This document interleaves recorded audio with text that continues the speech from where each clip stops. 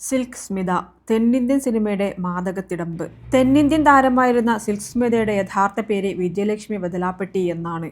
ആന്ധ്രാപ്രദേശിലെ ഏളൂർ എന്ന ഗ്രാമത്തിലെ ഒരു പാവപ്പെട്ട കുടുംബത്തിൽ 1960 ഡിസംബർ 2-ന് രാമല്ലു സരസമ്മ ദമ്പതികളുടെ മകളായി സിൽക്ക് സ്മിത ജനിച്ചു. കുടുംബത്തിലെ സാമ്പത്തിക പരാധീനതകൾ കാരണം ഏകദേശം 10 വയസ്സുള്ളപ്പോൾ 4-ാം ക്ലാസ്സിൽ വെച്ച് പഠിപ്പ് നിർത്തി. ചെറുപ്പം മുതലേ സിൽക്ക് സ്മിതയുടെ കണ്ണുകൾക്കും നോട്ടത്തിനും ആരാധകരേറെയുണ്ടായതിനാൽ വളരെ ചെറുപ്പത്തിൽ തന്നെ സിൽക്കിനെ കല്യാണം കഴിപ്പിച്ചു.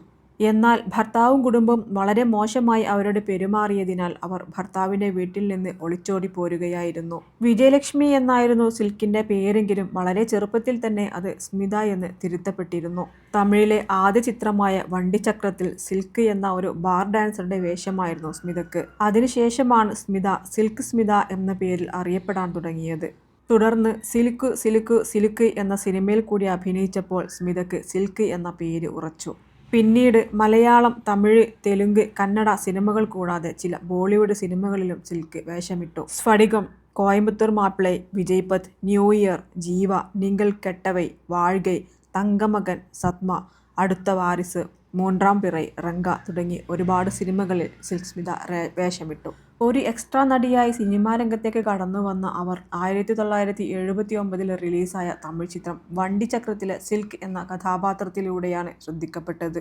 ഒരു സെക്സ് സിംബലായി മാറിയ അവർ 1980-കളിൽ ഇത്തരം വേഷങ്ങളിൽ ഏറ്റവും കൂടുതൽ തിരക്കുള്ള അഭിനേത്രിയായി. 17 വർഷക്കാലം നീണ്ടുനിന്ന തന്റെ അഭിനയ ജീവിതത്തിൽ ഏകദേശം 450-ലധികം ചിത്രങ്ങളിൽ അഭിനയിച്ചു. 4-ാം ക്ലാസ്സിൽ പഠനം അവസാനിപ്പിച്ച സ്മിത സിനിമയിൽ അഭിനയിക്കുക എന്ന ലക്ഷ്യവുമായി സ്വന്തം അമ്മായിയുടെ കൂടെ തെന്നിന്ത്യൻ സിനിമയുടെ ഈറ്റില്ലമായ ചെന്നൈയിലേക്ക് താമസം മാറ്റുകയായിരുന്നു. മലയാളം സംവിധായകൻ ആന്റണി ഈസ്റ്റ്മാൻ തന്റെ ഇണയെ തേടി എന്ന ചിത്രത്തിൽ സിൽക്ക് സ്മിതയ്ക്ക് നായികാവേഷം നൽകി. മൂന്നാം പിറ എന്ന സിനിമയിലെ ധീരമായ വേഷവും നൃത്തവും സിൽക്കിനെ പ്രശസ്തിയിലേക്കുയർത്തി.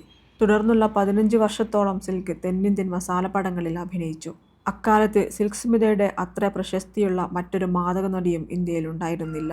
സിൽക്ക് സ്മിതയുടെ മരണശേഷം മലയാളത്തിൽ എഴുതപ്പെട്ട സിൽക്ക് കവിതകളുടെ സമാഹാരമാണ് വിശുദ്ധ സ്മിത. 1996 സെപ്റ്റംബർ 23-ന് വെറും 35 വയസ്സിൽ ചെന്നൈയിലെ ഒരു അപ്പാർട്ട്മെന്റിൽ സ്മിതയെ ദുരൂഹ സാഹചര്യത്തിൽ ആത്മഹത്യ ചെയ്ത നിലയിൽ കണ്ടെത്തുകയായിരുന്നു. 1979 മുതൽ 1996 വരെയുള്ള സിനിമാ ജീവിതത്തിന് അന്ന് തിരശ്ശീല വീഴുകയായിരുന്നു.